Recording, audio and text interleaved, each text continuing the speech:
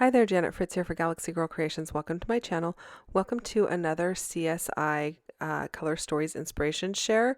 This is the 10th anniversary of CSI Challenge, and they have a Facebook group that posts these challenges monthly, and this is one of the challenges for this month. I really love how these are done. I used to be on the design team for this, and we were invited back to participate for the 10th anniversary. And it's so much fun. So the photo there is the inspiration piece, and the colors at the bottom are chosen from that. And if you're interested in the RGB codes for that, if you're digital, they are on the right hand column there. And then we have a column for evidence, which is all of the ephemera or stickers or different ways to decorate your page. And then we have a column for testimony, which gives you 5 different ideas on ways to do your journaling. It could be the format of the journaling, the placement. It could be a website that has different prompts. It could be some keywords to use in your journaling. And so lots of fun and unique ways to present your journaling and create your layout. And I like it because it really makes you think outside the box and maybe pull in some things that you haven't used in a while. And that is always fun and exciting. So I hope you go over and check them out. I will put the link in my description box down below for their Facebook group. So I started out with the stencil that I got from Simon Says Stamps, and it has a sweater pattern on it. And this stencil I think has been around for quite a while. It's been in my stash for a long time, so I don't even know if it's available anymore, but it's got a sweater pattern on it, and that was one of the suggestions in the evidence column. And also inking or watercoloring on your background was one of the items in the evidence column. So I am using 2 items from the evidence right there, that sweater pattern and ink on the background. And so already starting off with whatever I can get from that list, and it's kind of guiding me through my process here. And I really like the way that this ends up. The ink that I'm using is the Catherine Pooler, I think it's called Dress Blues. I think when I put the lid on here, you'll see that it's one of the larger ink pads, so it's a little easier to read on screen. It's a great blue. As you can see there, it's a really true blue. So using my blender brushes from Tailored Expressions, and I really love that they are the colored handles because I no longer pick up my black brush that has some red ink on it and dip it into my blue and end up with purple ink. So I probably could have just put some washi tape on there and to make a note of what color of ink they went in, but that did not occur to me until much later after I had already purchased the colored brushes. And so yeah, if you have the black brushes and have that same problem, color code them with some washi tape. So I have this piece of paper from, I think it's from One Canoe 2. And I really like these wood pieces, and I've been hanging on to this paper for quite some time because I really like these wood pieces and I wasn't really sure what to do with them. And so in the evidence column, there is not just a bullet point for using wood, which I will be using some wood veneer, but there is also a bullet point for logs, and I thought that these fit perfectly for that. And they went really well with these photos. These are 2 photos of Noah playing at the creek by our house. And I do believe I have some video for this. I will end up using a QR code. I don't do it on camera here. The video, I kind of reserve that just for our own family. And so I will end up adding a QR code to that video where we can just take our phone, put it over the QR code, and see the video of him playing at the creek. And if you are interested in doing that and don't know how, I have a video on that. I will try to remember to link that down below as well for you so that you can learn how to do that if it's something that you are interested in. I think it's a great way to bring your scrapbook to life and to be able to view those videos that oftentimes just get stuck in our phones or on our computers and nobody ever sees again. So I am fussy cutting out these logs, and if you notice, I am moving the paper and not my scissors. So that is a tip for you if you are into fussy cutting or are having a hard time with fussy cutting, if you move the paper and not the scissors, you just use your scissor hand to open and shut and not to turn. Any turning you do with the paper hand.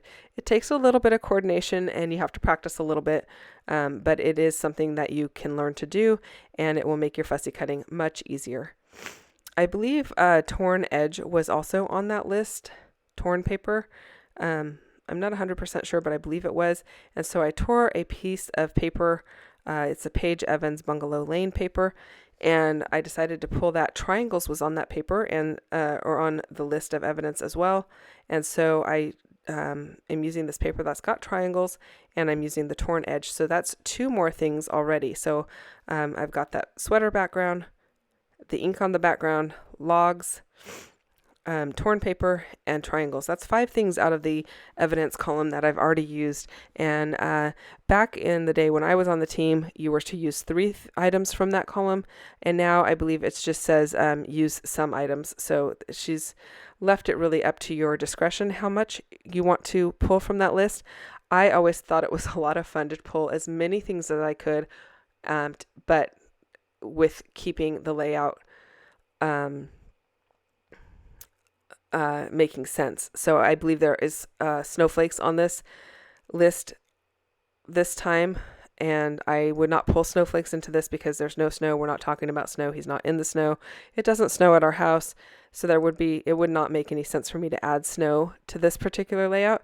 But and that's what I mean by using whatever makes sense. So not just anything that's on the list, but all of the things that make sense.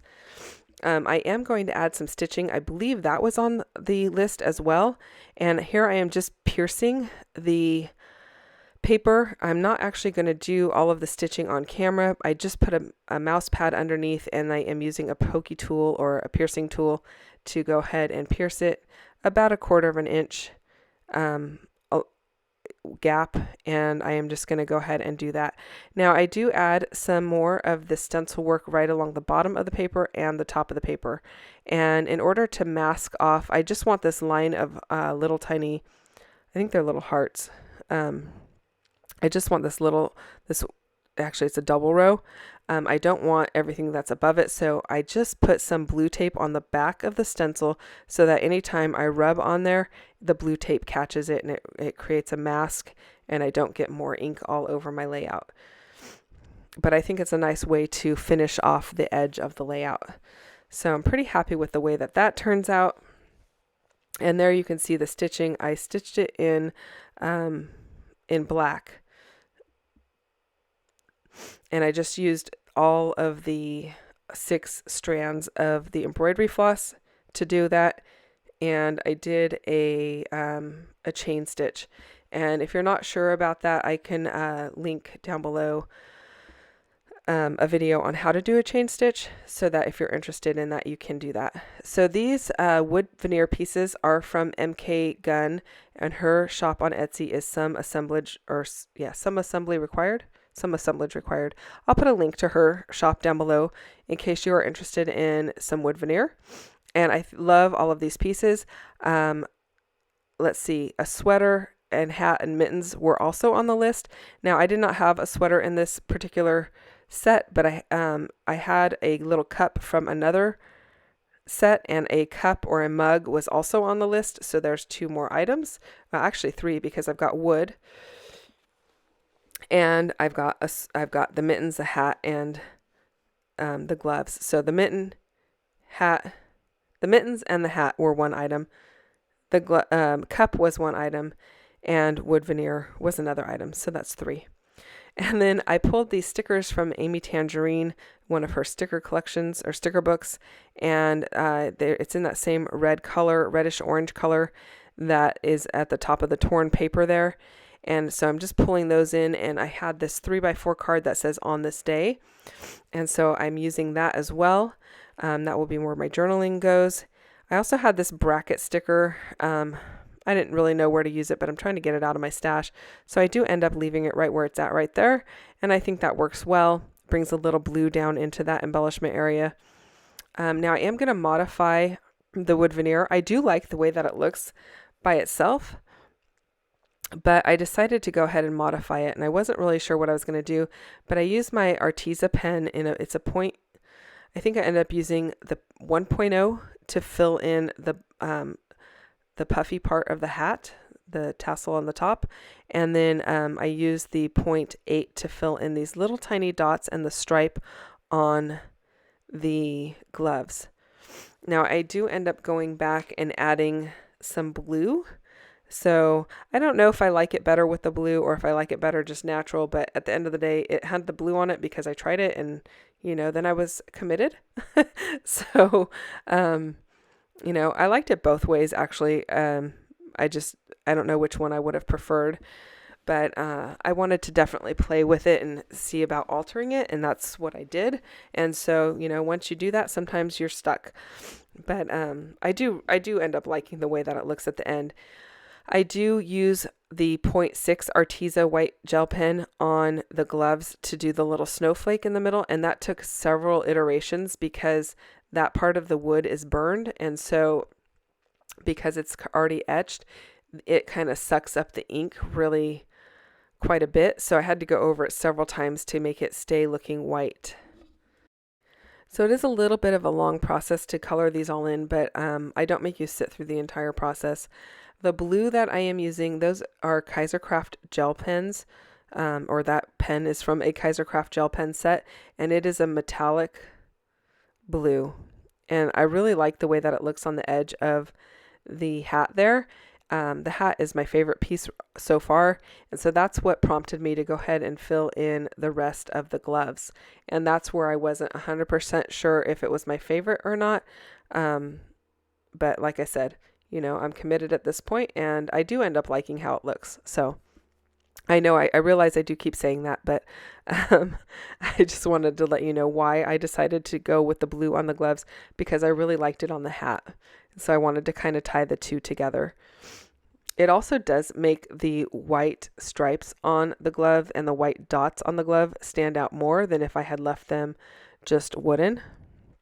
I do try going over that center piece, the little snowflake, with a silver metallic pen from Kaisercraft, but it was not bright enough, so I go to the Arteza pen and end up using that. So there they are, all said and done. You can let me know below if you prefer it left as a natural wood grain or if you prefer it with the blue. I'm interested to know what you guys think. I end up doing the cup as well. The heart in the center of the cup I do white, and the rest of the cup I leave it blue. And then the liquid in the cup I leave the natural brown, because that is very much what a maybe like a latte would look like. So I thought that was just appropriate and works well.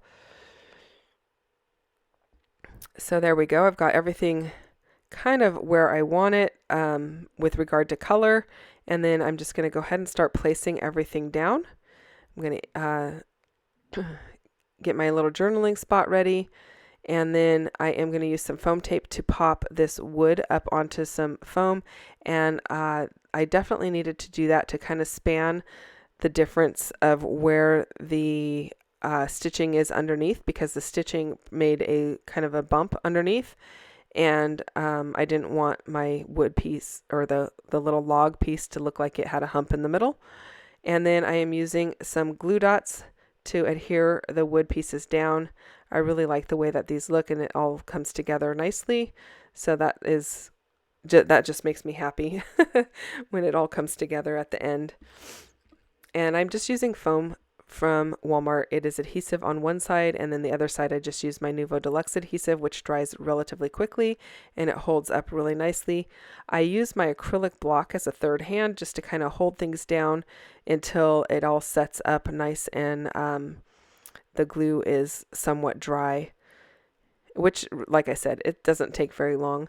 I also like that I can kind of still see where all of the things that I'm working with the acrylic block on there. It doesn't block anything from my view, so that I can make decisions based on what the rest of the layout looks like. So that makes me happy as well. I do have this little blue piece. Oh my goodness, I cannot remember what it says, but I remember it said something that was perfect. I think it says this was cool or something like that. And he definitely thinks the creek is cool. And this was like just the day after it had rained pretty hard, and the like 4 or 5 days before that, the creek was completely dry, and then all of a sudden it's got all this water in it. Definitely not deep enough for it to be overwhelming for him. Definitely could be dangerous if he wasn't being monitored, but it wasn't overwhelming or anything like that. It was just like the perfect height and the perfect amount of water for him to go and play in, to go and stomp his boots in. And then I have these puffy foam stickers from Bungalow Lane. I added some hearts to it. And now I'm going to work on my title. I wasn't sure what I was going to call my title. I thought I would use that piece that said adventure that was at the beginning with the navy blue, but it was too big. And so I'm using these dies. I am using some brown foam, and I peel the sticky off and stick the paper onto it. And then I run it through my little sidekick here to create my own thickers. And I really like the way that it looks. I do have a huge collection of thickers, but oftentimes I don't have the right letters in the right color.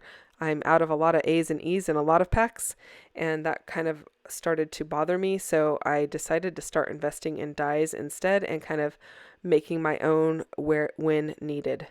So this is my answer to the A and E thicker shortage. So I like the way that these look. Now, it is kind of a tight squeeze to get the word adventure in here. And so I do kind of have to kind of make everything a little wonky with a little bit of up and down movement, but that's okay. It's kind of a playful layout. I don't need it to be perfectly straight. And so I just kind of embrace that fact. You can see me playing here with trying to fit them in. The E does get tucked under that wood a little bit, but that's okay. You can still read that it's an E. And it works out fine. And the T definitely gets squished between the other letters. But that's okay. Like I said, you can still read it, and I think it looks good.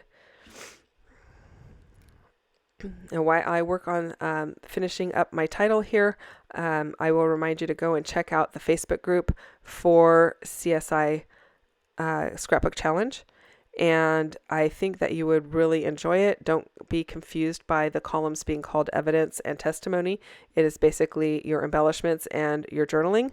And go and play along. She's got prizes, and there's at least 2 challenges every month, and it is a lot of fun. I think I'm going to be headed over there to play along more often, and so maybe I will see you over there. Thank you so much for spending time with me today. If you have questions or comments, you can leave those down below. And if you enjoyed this video, I would love it if you'd hit the like button and subscribe if you're not already subscribed. You can see also here that I did add a little bit of gold splatter in the embellishment areas. So that was my little last thing that I did, and I believe that was also on the evidence list. Thanks so much for watching. I hope you guys had a great day. I will see you soon. Bye-bye.